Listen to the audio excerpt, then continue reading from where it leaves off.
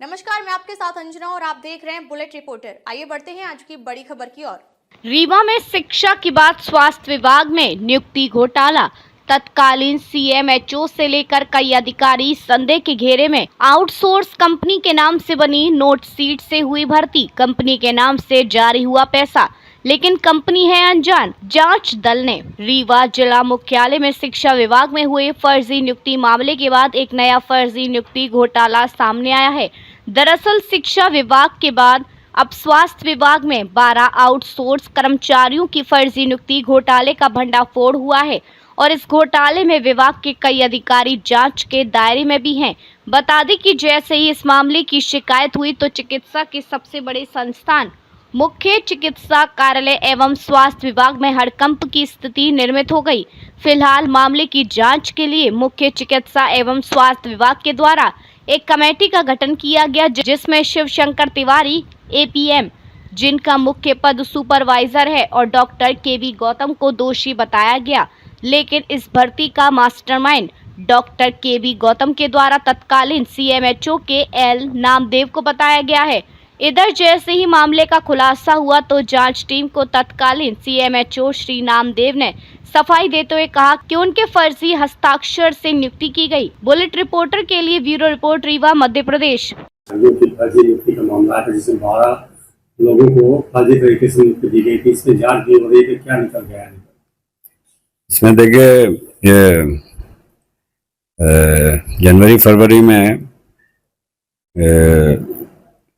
अपने शहरी स्वास्थ्य संस्थाओं में आउटसोर्स के जो स्वीकृत पद हैं राष्ट्रीय स्वास्थ्य मिशन भोपाल के अनुसार से, उसके अनुसार ये कुछ आउटसोर्स के माध्यम से इन संस्थाओं में आउटसोर्स कर्मियों को रखा गया था और उसमें कुछ ऐसा पत्र के द्वारा आउटसोर्स एजेंसी द्वारा अवगत कराया गया कि इनको हमारी एजेंसी द्वारा नहीं रखा गया है और इनका कुछ वेतन का भुगतान हम नहीं करवा सकते हैं, ये हमारे द्वारा नहीं रखे गए हैं। तो उसका चूंकि हमने उनके कार्य करने पर रोक लगा के उसकी जांच कराई थी और जांच करा के जो हमारी कमेटी के द्वारा जांच गठित होकर जांच प्रतिवेदन करके प्रतिवेदन प्रस्तुत किया गया, तो उसको हमने माननीय कलेक्टर मैडम रीवा की ओर अग्रेषित किया था और उसमें अभी कार्रवाई प्रचलन में है।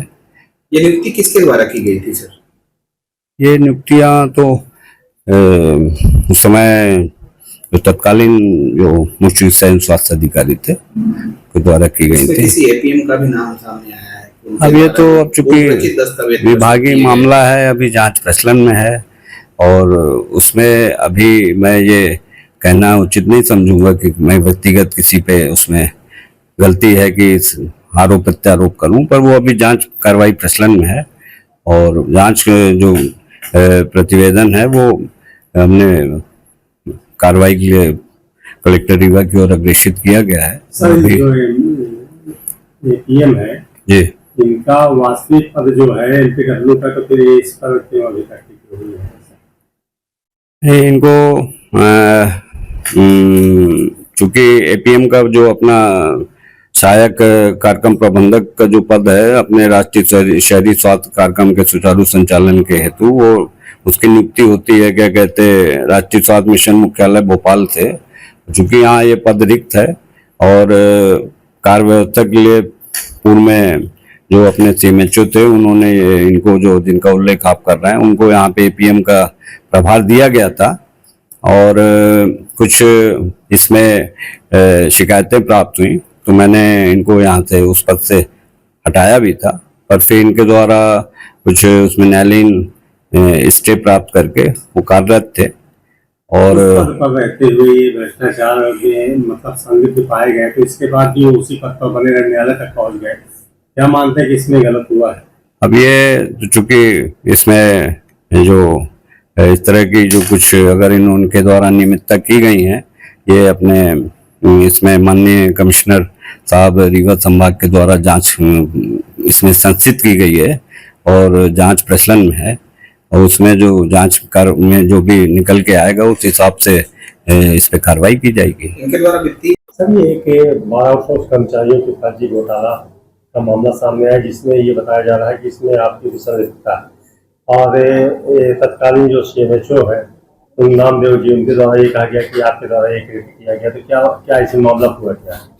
ये संजीवनी क्लिनिक में सपोर्ट स्टाफ से काम करवाने के संबंध में ये मामला उठा था।